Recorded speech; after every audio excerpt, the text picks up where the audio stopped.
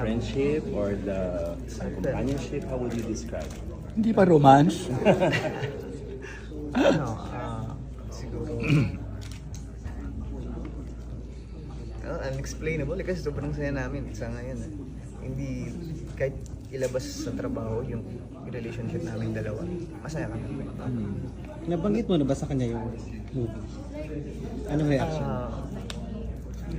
Nung nakuha pa lang po dito sa pelikulang to, escape yan ko po agad sinabi.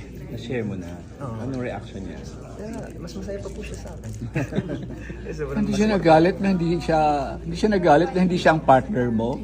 sobrang suportado po ako nun kahit ano. Kasi actually naman po yung rason kung bakit nagpatuloy ako dito sa industriya. Kasi kaya mo yun nag-push sa akin. Saan nagagaling yun? Yung statement mo yun na siya ang dahilan kaya ka nagpapatuloy sa career na to? Sorry. What I mean is nagpatuloy po kasi after ko lumabas ng bahay ni Kuya, wala naman ako akong balak na magtrabaho dito. No? I mean, wala ko akong balak magsimula ng career. Hindi ko dahil kay Piang.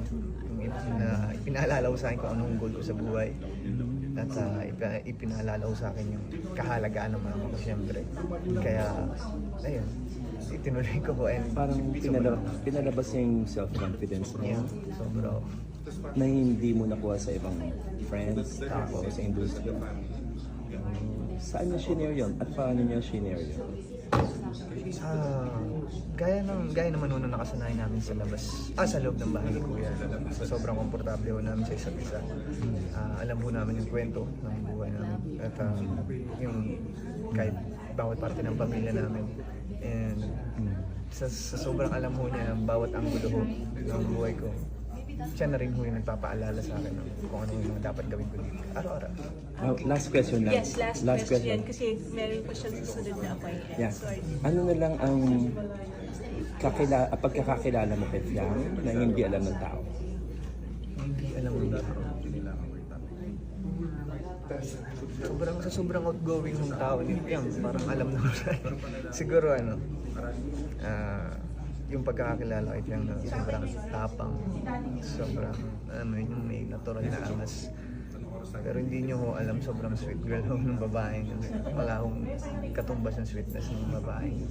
Okay, please promote your movie, Abangan ng Tao. Ayan, abangan nyo ho itong gagawin naming pelikula. With Kuya Bong Navarro and the rest of the cast, the rest of the team, with directing. And so magiging sobrang exciting ho nito kayo. Yung Sinimalaya. Ayan, sa Sinimalaya at hindi ko alam, parang na-adjust ko kung